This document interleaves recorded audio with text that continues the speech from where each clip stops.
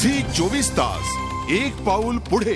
नमस्कार, मी ऋषी Desai prime watch मध्ये आपलं स्वागत. भाजपचे ज्येष्ठ नेते लालकृष्ण अडवाणींच्या राजीनाम्यामुळे भाजपात भूकंप आलाय. 2014च्या निवडणुकीची तयारी करत असताना अडवाणींनी हे राजीनामा अस्त्र सोडलं. अडवाणींच्या या राजीनाम्याचा भाजपवर भविष्यात कोणता परिणाम होईल? भाजप या धक्क्यातून सावरेल का? आरएसएस कोणती भूमिका बजावणार? आणि मोदी आणि अडवाणी यांच्यात या सुप्त संघर्षाला कुठून झाली सुरुवात? या सगळ्या प्रश्नांचा वेध घेणार आहोत आजच्या प्राईम वॉच मध्ये. भाजपचं महाभारत.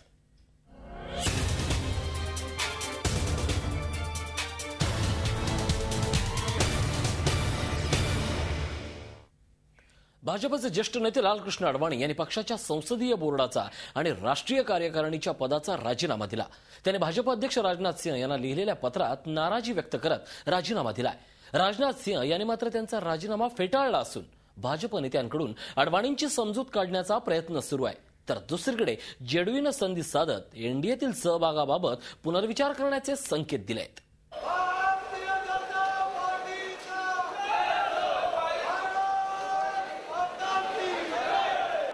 या घोषणांनी रविवारी अवघा भाजप दुमदुमला होता.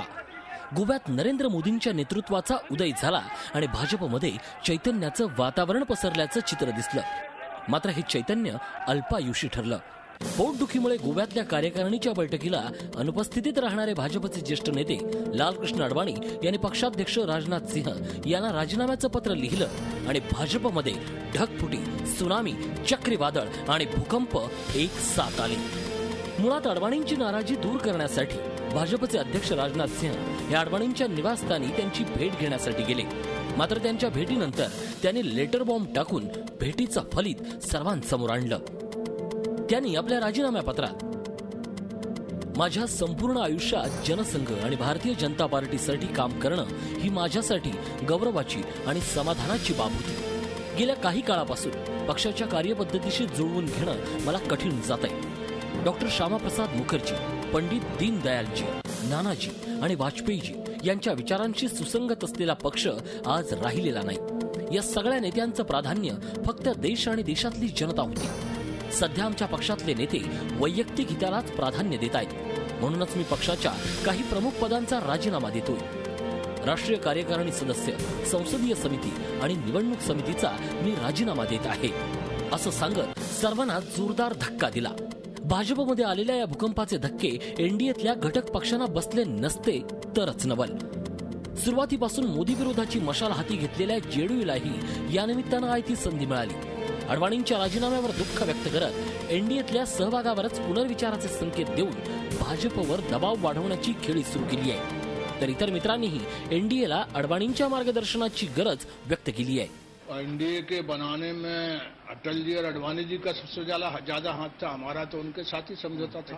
तो ये जो खबर है वो काफी हमारे मन को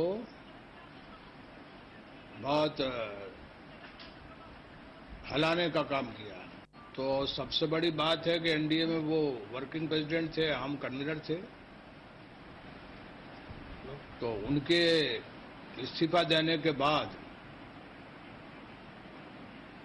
आगे कैसे जो संगठन है और जो परिस्थिति कैसे आगे चलेगी, इस पर हमारी पार्टी भी बैठ करके जल्दी से जल्दी विचार करेगी.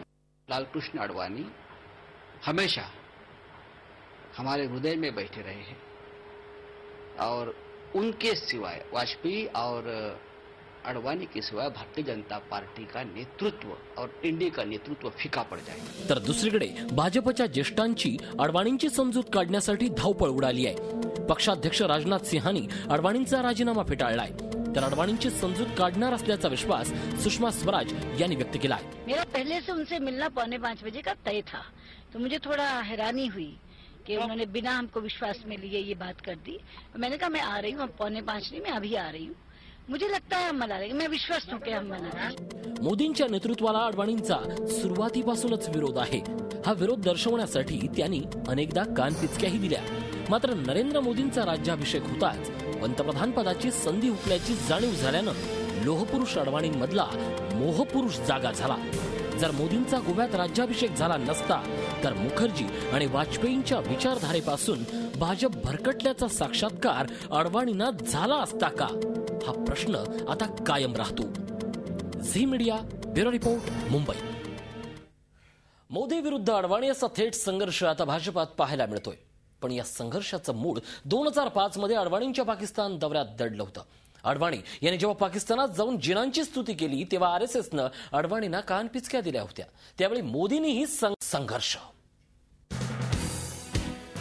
4 दिवसापासून भाजपात लालकृष्ण अडवाणींच्या नाराजीवरून जे नाटक सुरू होतं त्यावर खुद्द अडवाणी यांनीच पक्षाच्या 3 पदांचा राजीनामा देत पडदा टाकलाय. गुजरातचे मुख्यमंत्री नरेंद्र मोदी यांच्याकडे आगामी निवडणुकीच्या प्रचाराची धुरा सोपवल्यानंतर नाराज झालेल्या अडवाणींनी पक्षाध्यक्ष राजनाथ सिंग यांना पत्र लिहून भाजपची राष्ट्रीय कार्यकारिणी, संसदीय बोर्ड आणि निवडणूक समिती या 3 पदाचा राजीनामा दिलाय. पण हेच पत्र भाजपसाठी डोकेदुखी ठरणार आहे. अडवाणी यांनी भाजपातील सध्याच्या कार्यपद्धतीवरच प्रश्नचिन्ह निर्माण केलं असून त्यांच्या राजीनाम्यामुळे अडवाणी विरुद्ध मोदी असा संघर्ष निर्माण झालाय. पण हा संघर्ष काही आजकालचा नाहीये. पाकिस्तानात जाऊन अडवाणी यांनी जेव्हा जिना यांची स्तुती केली तेव्हाच त्यांनी आरएसएसचाच रोष ओढावून घेतला होता. त्यावेळी नरेंद्र मोदी यांनीही आरएसएसच्या सुरात सूर मिसळवला होता. त्यावेळी अनेकांच्या भुवया या उंचावल्या गेल्या होत्या, कारण त्यामागचं कारणही तसंच होतं. नरेंद्र मोदींच्या अडचणीच्या काळात अडवाणी धावून आले होते.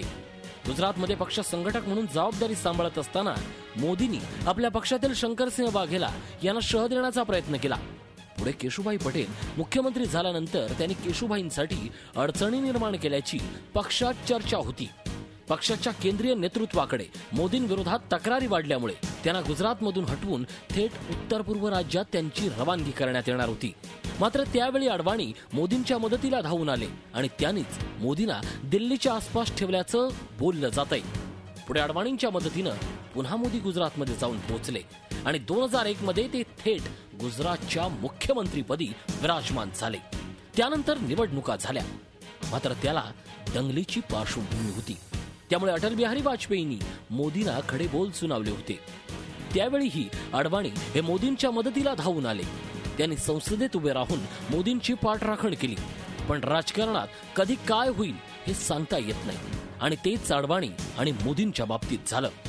जिनांच्या स्तुतीवरून या दोन्ही नेत्यांमध्ये मतभेद झाले, मात्र पुढे ते वाढतच गेले. 2 वर्षापूर्वी मोदींनी आपली सेक्युलर इमेज तयार करण्यासाठी सद्भावना मिशन सुरू केलं. अडवाणी यांनी भ्रष्टाचार विरोधी यात्रा काढून त्याला काटशह देण्याचा प्रयत्न केला. विशेष म्हणजे त्यांनी या भ्रष्टाचार विरोधी यात्रेची सुरुवात गुजरातच्या पोरबंदरऐवजी मोदींचे विरोधक असलेल्या नितीश कुमार यांच्या बिहारमधून केली. भाजपच्या या 2 नेत्यांमधील सुप्त संघर्षाचं पक्षाकडून वेळोवेळी खंडन केलं गेलं. पण 2014च्या निवडणुकीच्या पार्श्वभूमीवर पक्षानं मोदींकडे प्रचाराची सूत्र सोपवल्यामुळे हा संघर्ष पुन्हा एकदा उफाळून आलाय आणि त्याची परिणती अडवाणींच्या राजीनाम्यात झाल्याचं अखेर पाहायला मिळालं. Bureau report, Zee media, Mumbai. Advani यांचा मोदी विरोध आता लपून राहिलेला नाही, पण ज्यांनी मोदींना विरोध केला त्यांना मोदींनी राजकारणात निष्प्रभ केलं. केशुभाई पटेल, शंकरसिंग वाघेला हे त्यापैकीच एक. पण यानंतर प्रश्न पडतो तो अडवाणींचं काय होणार की तसंच काहीसं होणार. सध्या भाजपात महाभारत सुरू झालंय. 2014च्या निवडणुकीच्या पार्श्वभूमीवर पक्षानं मोदींचा राज्याभिषेक केलाय. पण त्यामुळे एकेकाळी पक्षाचा चेहरा म्हणून ओळख असलेले लालकृष्ण अडवाणी हे नाराज झालेत. नरेंद्र मोदी यांचा पक्षातील अश्वमेध रोखणं अशक्य असल्याचं लक्षात आल्यामुळेच कदाचित अडवाणी यांनी राजीनामा अस्त्र सोडलं असावं. मोदींचा पक्षातील वाढता प्रभाव कोणीच नाकारू शकत नाही आणि हेच अडवाणी यांना खटकलं असावं. गोव्यातील पक्षाच्या राष्ट्रीय कार्यकारिणीच्या बैठकीकडे अडवाणी यांनी पाठ फिरवली. खरं तर तेथून भाजपात सर्व काही आलबेल नसल्याचंच उघड झालं होतं. पण आजारपणाचं कारण देत पक्षाच्या नेत्यांनी सारवासारव करण्याचा प्रयत्न केला. पण मोदींची निवड होऊन काही तास उलटले नाही तोच अडवाणी यांनी राजीनामा अस्त्र सोडलं. त्यामुळे पक्षाला मोठा धक्का बसलाय. या निमित्तानं नरेंद्र मोदी हे भाजपातील सर्वात शक्तिशाली नेते असल्याचं समोर आलंय. मात्र मोदींच्या विरोधात असलेले शंकरसिंग वाघेला आणि केशुभाई पटेल यांचा अनुभव पाहता अडवाणींचं काय होणार असा प्रश्न या निमित्तानं उपस्थित होतो. खरं तर केशुभाई पटेल यांनी गुजरातमध्ये भाजपला पहिल्यांदा सत्ता मिळवून दिली. पुढे शंकरसिंग वाघेला आणि मोदी यांच्यात सुप्त संघर्ष झाला आणि त्यामुळेच त्यांनी काँग्रेसची वाट धरली. पण पुढे मोदींनी या दोन्ही नेत्यांना राजकारणात निष्प्रभ केलं. संजय जोशींनीही मोदींविरोधात दंड थोपटले होते, पण मोदींसमोर त्यांची डाळ शिजली नाही.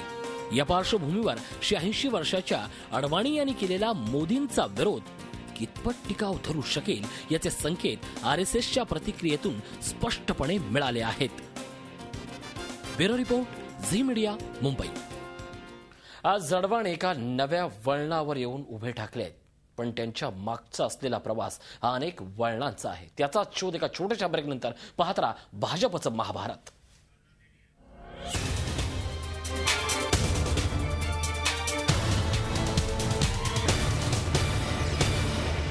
झी 24 तास, एक पाऊल पुढे.